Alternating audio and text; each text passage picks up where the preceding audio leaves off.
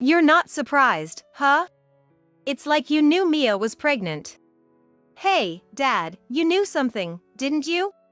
Hearing Rowan's words, Noah snorted with a hint of triumph and started talking without any remorse.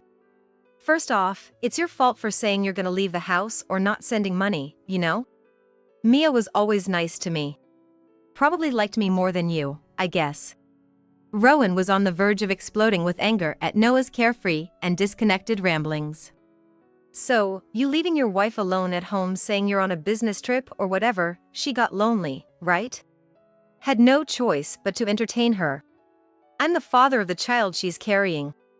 Sorry, but it was Mia who came on to me. Let's raise the baby together. I felt like I was going to faint at Noah's awful statement. Rowan was like, what? Are you kidding me? And I had to stop him with all my might from smashing his phone. But after that, it was like a scene from hell. How long do you plan to stay a child? You want kids? Who's gonna raise them? Stop wanting kids just to satisfy your own desires. Kids are lives. They're not your toys. I will protect my dear son Rowan and his family, Mia. Do you have anything to protect? At best, you have your tiny pride. If you have time to protect that, would you please just go to hell? I will never forgive you. My name is Amelia Smith, a 43-year-old working mother. I have a son named Rowan, whom I gave birth to when I was 20. I married Noah, my current husband, 6 years ago when Rowan was 17.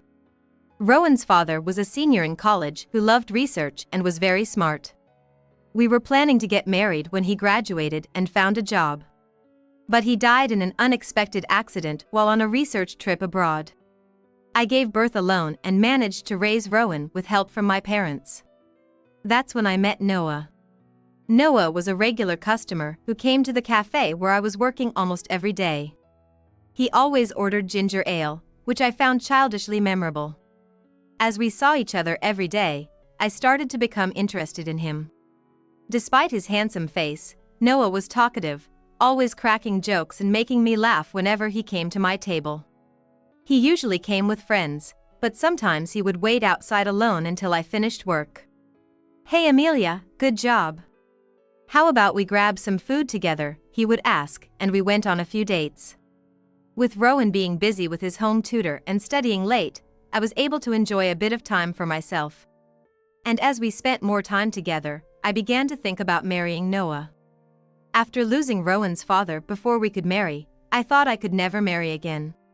But Noah appeared like an oasis when I was desperately raising Rowan alone. I wanted to walk through life with Noah, who treated me properly as a woman despite being older. Above all, Rowan took to Noah well. Noah, then in his 20s, might have seemed like an older brother to Rowan. But Noah took Rowan out to play and cared for him a lot. So, when Noah proposed, although I was surprised, I decided to marry him, wanting to give Rowan a father. Rowan, smart and well-behaved like his father, started calling Noah Dad instead of Mr. Noah soon after we got married. Noah wasn't displeased either, saying things like, I'm gonna work even harder now to support the family. 6 years have passed since I married Noah. Rowan graduated from college and found a job. I also quit the cafe where I was working and have been working full-time since Rowan started college. This morning, as I was busy preparing to leave for a meeting, Noah woke up. I was drinking coffee in the kitchen as a substitute for breakfast when Noah got up. Good morning. Want something to eat? I asked Noah, who had sat down on the sofa, but he shook his head. Seems like he doesn't have an appetite. Probably hungover from drinking late into the night again. After finishing my coffee, I grabbed my bag and was about to leave the house when Noah, with a sleepy voice, spoke up. I'm heading out this evening. Can I have some money? I sighed, thinking not this again. If I don't give him money now, he'll just come to my office to get it. So, reluctantly, I placed some bills on the table. Then, Noah said thanks, took the money, and went back to the bedroom. I watched his back as he left and then walked out the front door. Noah quit his job the moment I landed a stable job as an employee. With Rowan starting college and the need for money, I thought it was a good idea to work. But it defeats the purpose if Noah quits his job. Despite my urging him to find another job, he'd say things like, "You're working, so why do I need to?" Where did all the enthusiasm from when we first got married go? Yet, even if I had been single, I intended to send Rowan to college, so I just thought of it as having one more child to support and worked desperately. I hoped Noah would find a job eventually. But Noah, who had always lived a flashy lifestyle, just kept taking money from me and heading out into the night. I didn't want to worry Rowan, who was working hard in his studies, so I kept Noah's unemployment a secret for a while. However, Rowan, being smart and perceptive, figured it out quickly. Still, he didn't blame Noah and even started giving him an allowance out of his own part-time job earnings, saying, "Give this to Dad." This went on for years. Noah showed no signs of starting work and just kept asking for money like he did this morning. He said he's going out this evening, probably to drink again. Noah, popular among his friends, never turns down an invitation. Dressed in branded clothes and decked out in fancy accessories. He lived the same lifestyle before and after we got married. When I came home from work that day, surprisingly, Noah was in the living room.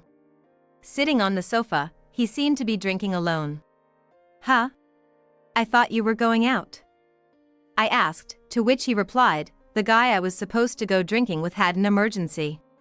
Something about his kid getting a fever." I could have asked someone else, but hearing kid just killed the mood, so I decided not to go out, and he downed his glass of liquor in frustration. The mention of a child having a fever might mean he was planning to meet a woman.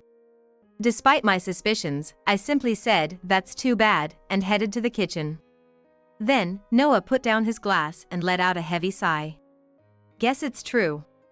Can't expect kids from a woman over 40, huh?" Noah's words struck a chord.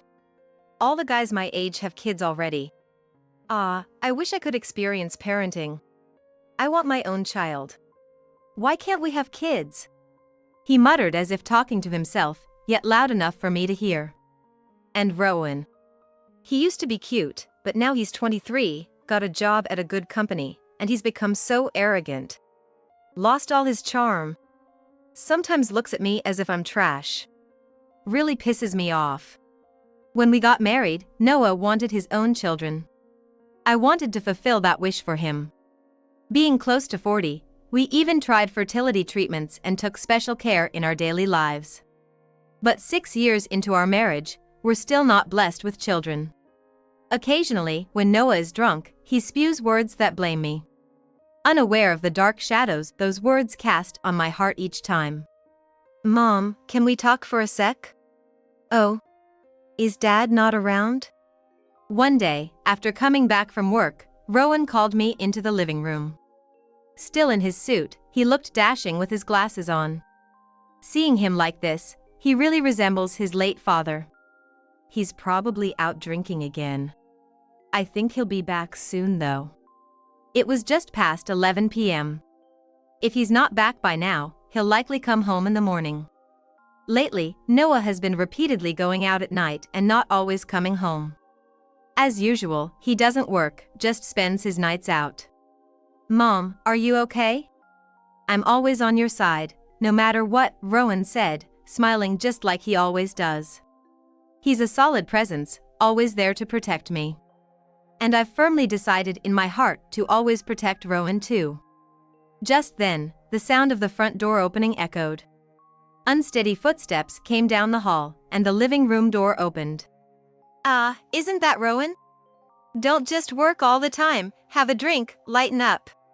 Noah seemed in a slightly good mood today. Occasionally, when Rowan and Noah bump into each other in the living room, it ends up in an argument.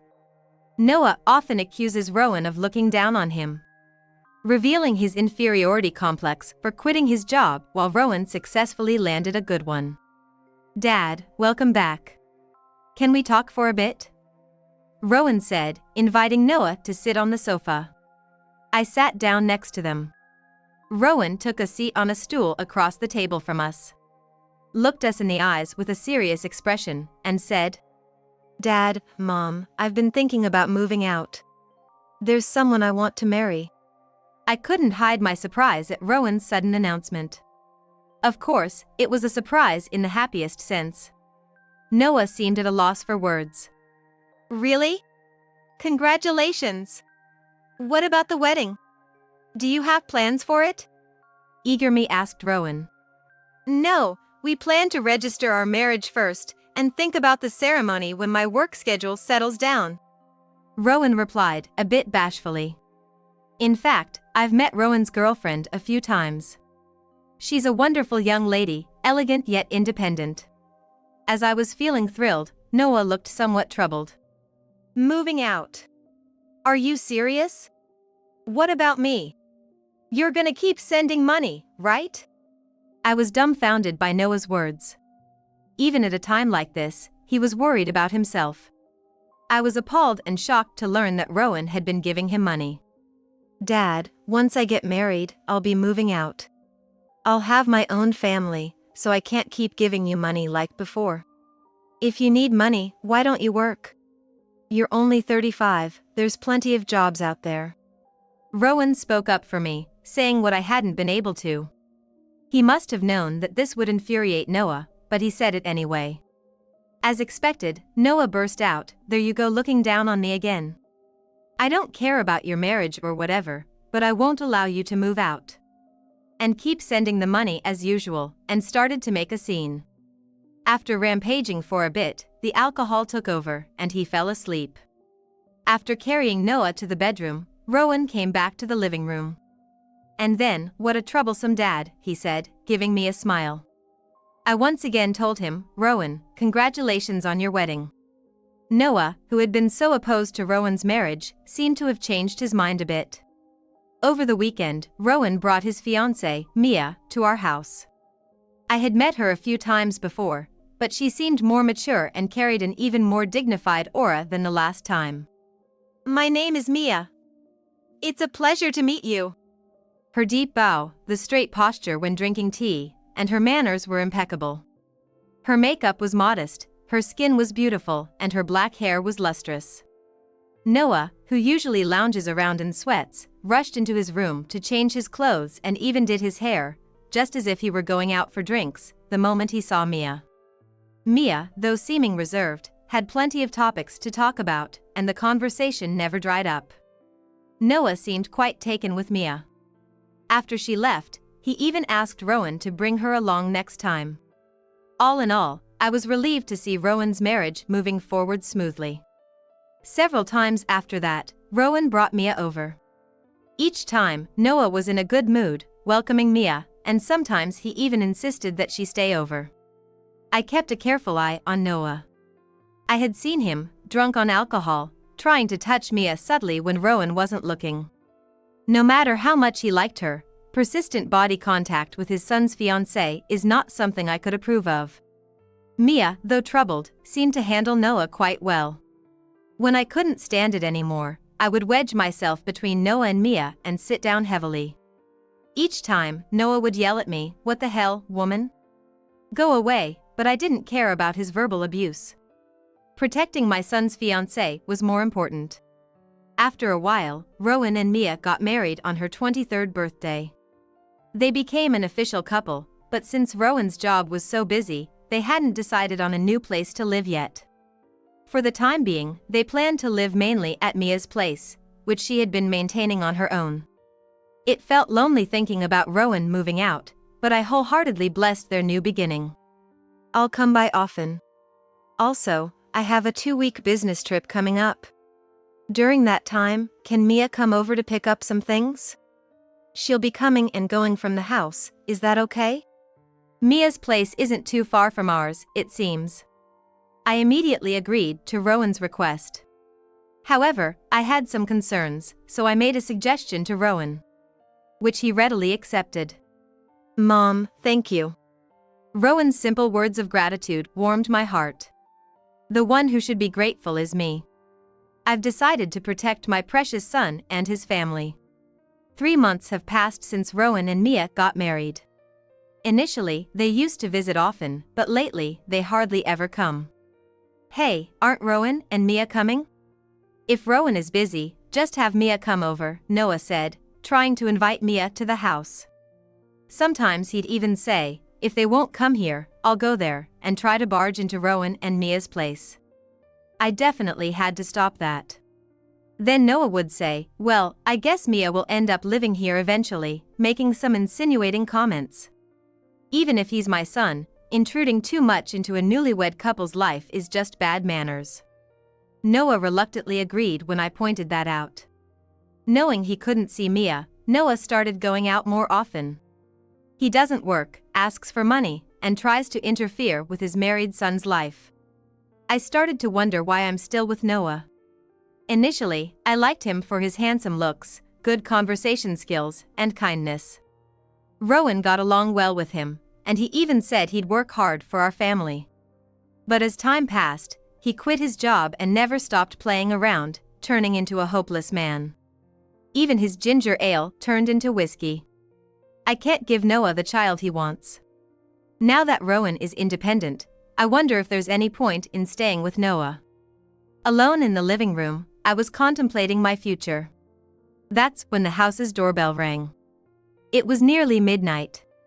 Thinking it was Noah coming home, I unlocked the door without checking the monitor. Soon after, the front doorbell rang. It was Rowan. Mom, sorry for dropping by at this hour. Is Dad around? Rowan looked unusually stern, a look I had never seen on him before. When I told him Noah hadn't come home yet, Rowan grimaced and clicked his tongue. Something I had never seen him do. Something must have happened. I let Rowan into the living room and had him sit on the sofa. He remained silent, looking down, his face still stern. Feeling perplexed by his intensity and not knowing what to say, Rowan finally broke the silence. Mom. I know it's hard not to be surprised, but I need you to be prepared for what I'm about to tell you. The thing is, Mia is pregnant, Rowan said. Despite his warning not to be surprised, I couldn't help but express my joy aloud. Pregnant? Congratulations! That's wonderful news, I was so startled. I was nervous about what I was going to hear, expecting some dire news, but a pregnancy was a delightful update. Yet, Rowan's stern expression didn't fade. Then he told me a terrifying story. Mia had only recently found out she was pregnant. She had been feeling unwell, so Rowan went with her to the hospital, where they were told of her pregnancy. At the hospital, Rowan was overjoyed and even felt moved. However, he was concerned about Mia's gloomy expression. Thinking she was just feeling under the weather, he let her rest at home, but then an incident occurred that night. Woken by a noise and loud voices, Rowan found Mia in the kitchen, crying loudly and holding a knife. Rowan quickly took the knife from her and, while calming her down, gently guided her to sit on the sofa. It wasn't until after 3 a.m. that Mia finally calmed down. The next day was a holiday, so Rowan stayed by Mia's side all day. Considering Mia's actions, I knew there had to be a significant reason. I told her numerous times that I'm on her side, no matter what. Eventually, she opened up to me. And then I heard the story from Rowan. It was shocking. Hearing the appalling details left me trembling and speechless. Feeling an unfathomable anger from Rowan. It wasn't sadness or frustration but a fierce rage. His fists were clenched so tightly they seemed to bleed. In the silence, my phone rang. The screen showed Noah. Seeing this, Rowan pressed the answer button and switched to speakerphone. Hey, Amelia, you up? I'm not coming home tonight. And I gotta go out tomorrow too, so just leave some money before you go to work, will ya? Counting on you. The voice of Noah, seemingly drunk and in high spirits, came through the phone. Hearing Noah's voice seemed to erase the angry expression from Rowan's face, leaving a look of detached emotion. Dad? You're out drinking again tonight, huh? The usual gentle way Rowan spoke now sounded terrifying. Oh. Rowan? What, you're here? Is Mia with you? If Mia was coming, I should have stayed home. Noah chuckled through the phone, prompting Rowan to frown.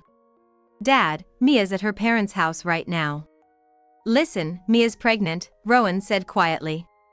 I clasped my hands together as if in prayer, listening intently to what would follow. Is that so? That's great. A kid, huh? That's great. Noah's reaction caused Rowan's fists to tighten even more. His fists were quietly yet fiercely trembling. You're not surprised? It's like you knew Mia was pregnant. Hey, Dad, you know something, don't you?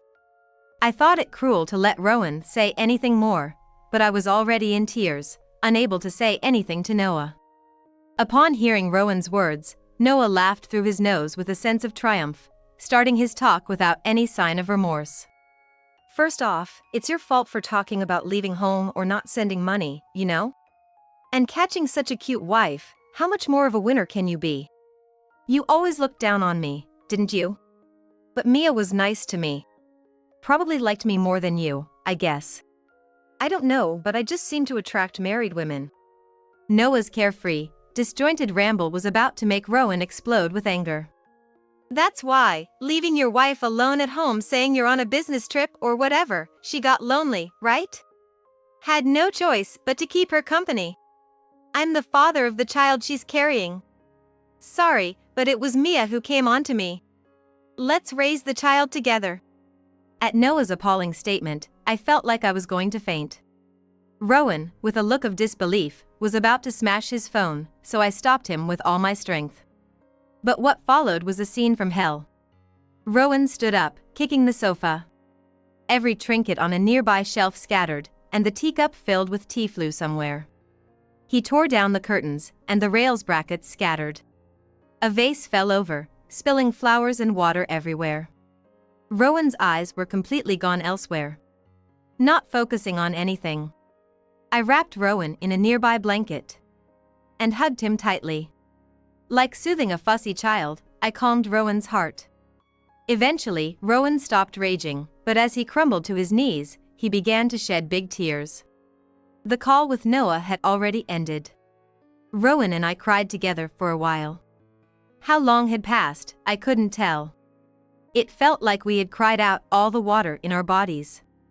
Rowan, with an emotionless face like before, seemed deep in thought.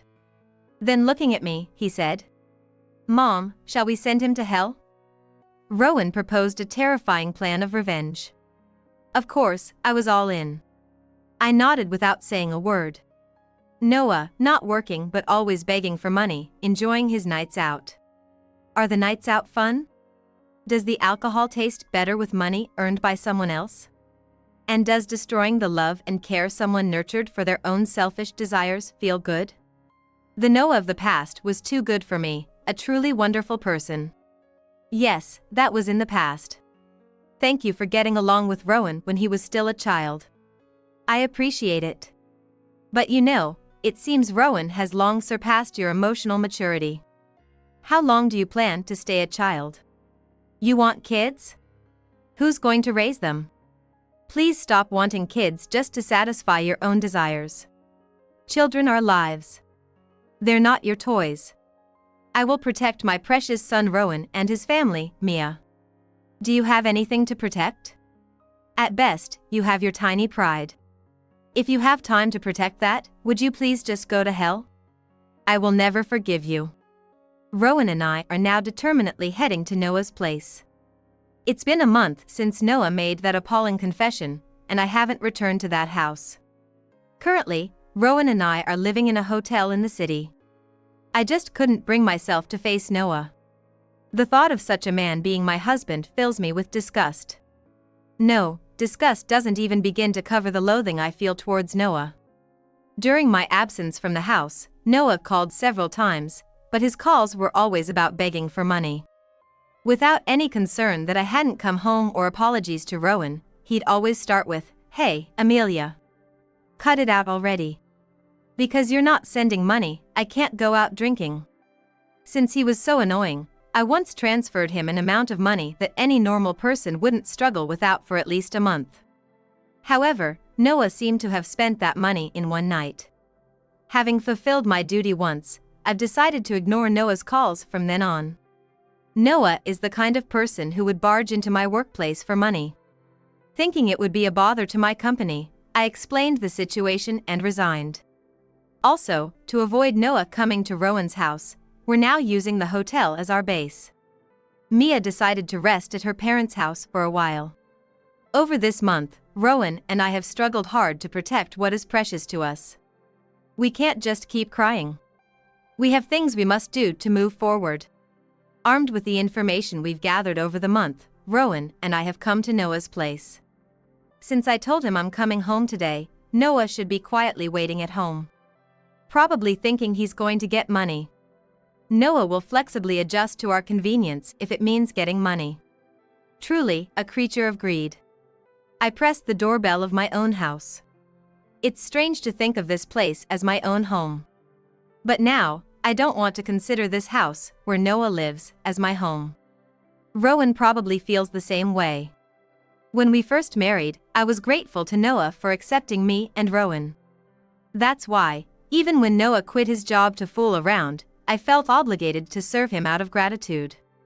6 years have passed, the grace period is over. Moreover, Noah has committed a grave mistake. We will never forgive Noah. Hearing the door unlock, Rowan and I step into the den of the devil.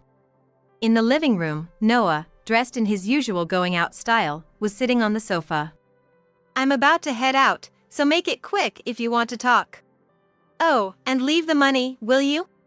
While slipping on a flashy watch on his left wrist, Noah hummed a tune and said that. The atmosphere suggested he was probably heading out on a date with a woman. Despite this, I felt no jealousy, making me wonder what kind of wife I am. Rowan, facing Noah, remained calmer than I expected, which was a relief. Before coming here, I had checked Rowan to make sure he wasn't carrying anything dangerous. He told me I was worrying too much, but his anger at that time was indescribable. I thought it wouldn't be surprising if Rowan did something drastic upon meeting Noah today. Rowan, with a composed voice, asked Noah, "Dad, don't you have anything to say to me?" After thinking for a moment, Noah said, $3,000 a month should be fine. It's a bit tight, but I should manage with that as pocket money. Amelia will pay the rent, and Mia will take care of the housework, right? I'll appoint you as my allowance manager." I was speechless at Noah's words, unsure if he was serious or joking. Rowan glared at Noah with an icy expression. "Disappointing. You hurt Mia like that and don't have a single word of apology. Not that an apology would make me forgive you. But I wished you'd shown at least a bit of sincerity." Noah, with a nonchalant face, retorted. "Why should I be the one to apologize? It's because you were away on business trips, leaving the house empty, right? Mia came over to pick up your stuff and complained to me. You're always busy with work and boring, she said. Plus, she was lonely because you were away for 2 weeks. I've told you, she came on to me, okay? If you're gonna be mad at your sloppy wife, not me." Noah said, spraying an overpowering fragrance on himself. Rowan stood up by Noah's words. But I hurriedly made him sit back down and calmed him. After cooling down a bit, Rowan said to Noah, "Don't insult Mia. It's clear that Mia is innocent. You tricked her and took advantage of her." Rowan glared at Noah. With a casual face, Noah replied, "Tricked? That sounds terrible. If you're going that far, show some proof, huh? Proof, as if there's any?" Noah appeared confident. Perhaps because he had some assurance. Indeed, the surveillance camera installed at the entrance had been disconnected, leaving no recording of Rowan's absence. Therefore, there was no record of Mia's or Noah's comings and goings. The same was true for the apartment's security office. The surveillance camera power had been turned off. The superintendent mentioned there might have been a temporary power outage, but would the security cameras be off for such an extended period only? We were convinced that it was a deliberate act by Noah. It was naive and careless of him. To think disabling the surveillance cameras would make him victorious. "Since you're asking for it, I'll show you the evidence you want," Rowan said, staring straight at Noah and launching an app on his smartphone. It was an app to play audio, which played sounds recorded on a device like a voice recorder, transferred to the smartphone. Rowan played the recording decisively. The audio started with a conversation between Mia, who had come to Noah's house to pick up something, and Noah. It ended with Noah's thanks for coming, suggesting Mia had left the house. However, the problem came after. A loud door slam was heard. Likely when Mia returned. Immediately after. Another big slam and Mia's scream indicated someone had opened the door and entered. What's going on? How did you know where to find me? Wait, did you follow me? Mia's frightened voice was heard. Don't say it like I stalked you. I just forgot to tell you something and came by. Did you know? Rowan has a huge debt. I've been covering for him, but he hasn't paid me back at all. Maybe you can talk to him? At Noah's words, I couldn't help but look at Rowan's face. Rowan shook his head in disbelief. Debt? I don't know anything about that. Mia's voice was trembling. Noah listened to the audio with a distorted face. I need it paid back soon too. If Rowan can't pay with money, then you'll have to compensate in another way. Rowan stopped the playback there. I had checked it once, and what followed was unbearable to listen to. Noah was threatening Mia, demanding money, or else she had to pay back with her body. Of course, there is no truth to Rowan having any debt. It was a complete fabrication, a lie by Noah. I gave Mia a voice recorder to carry when I was away on business trips, in case something happened. I told her to press the record button first thing in the morning and keep it in her pocket. It was the right decision. As expected, you did something terrible to Mia. Rowan recounted a precaution I had advised him about previously. I had shared my concerns about Noah's interactions with Mia, prompting Rowan to have Mia carry a voice recorder. Ha! Just audio alone can't be considered evidence, right? Nowadays, anything can be edited. That audio could easily be faked. Without video, it doesn't count as evidence. Noah was clearly rattled but still had the energy to argue back. Rowan sighed softly and continued. Sorry, but there is video. Mia sent me daily video messages while I was on a business trip. They were quite lengthy, so she recorded them on her computer. That day, she was working on her computer before going to pick up the package. And then you showed up at her house. So, it's all captured. The computer's built-in camera recorded everything in the room. Rowan said, tears in his eyes. It must have been painful to verify such footage of Mia. Despite that, Rowan fought to prove Mia's innocence and to trust her.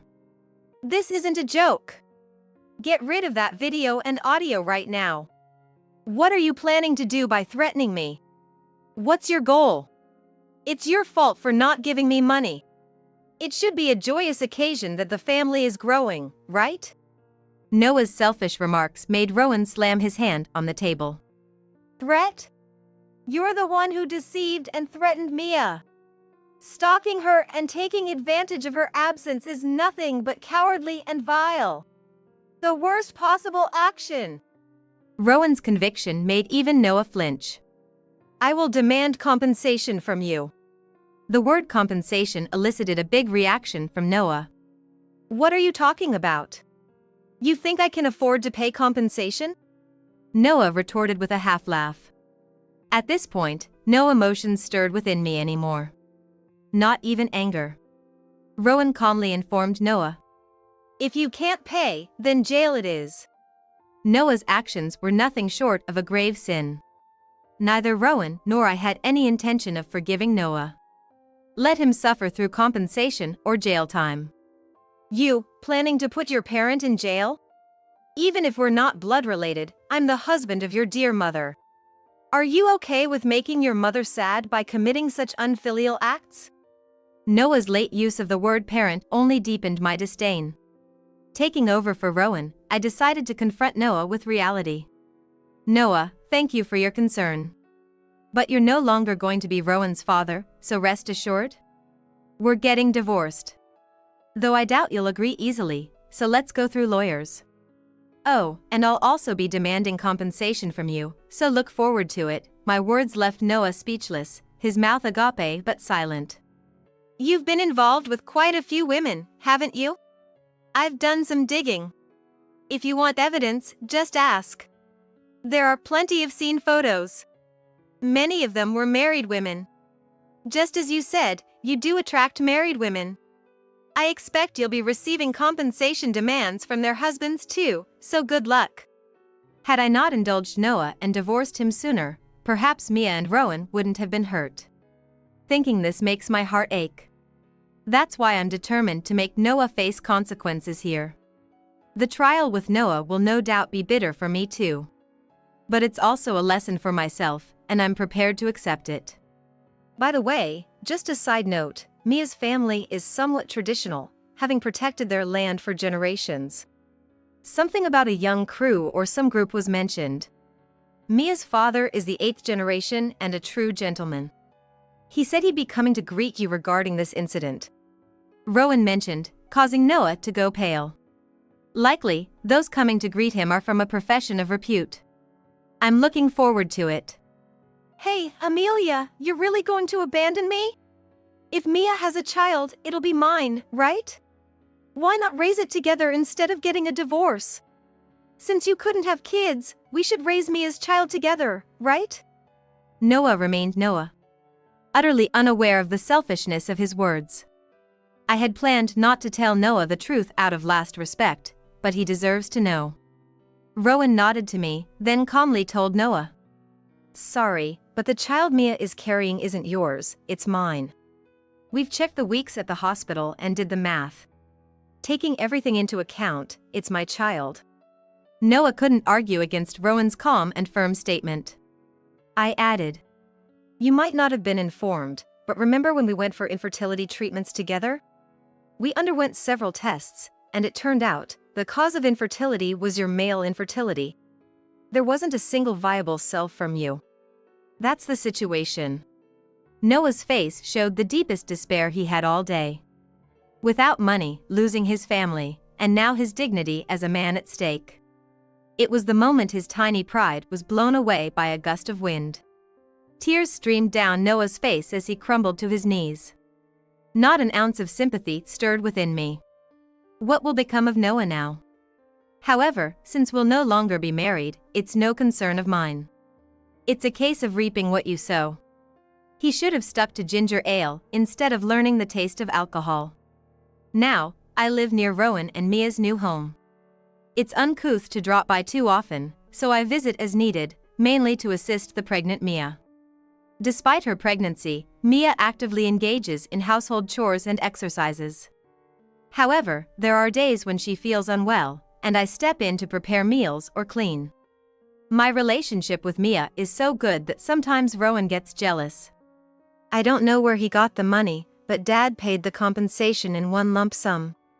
Rowan informed me after Mia had gone to sleep. Likely, Noah had to appeal to his own parents. Apparently, Noah was a bit of a spoiled child raised strictly, which led him to go off the rails and stay away from his parents' home for a while. Ideally, he should serve time in prison to atone for his sins, but Mia refused that idea. He should suffer in the open world, said the daughter of the 8th generation, firmly. Living exposed to public scrutiny as punishment. Earning his own living, paying where he owes, and atoning. There's no way we're letting him escape into a cage, Mia said with her beautiful resolve, surprising both Rowan and me. Rowan's doing well at work, eagerly awaiting the birth of their child.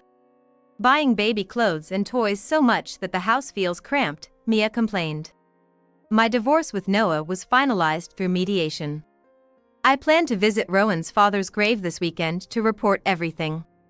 On a mild autumn day, blessed with gentle sunlight, Mia gave birth. The healthy girl named Hannah seemed to resemble Rowan a bit. I found another person I want to protect. The tiny hand grasped my finger tightly when I offered it.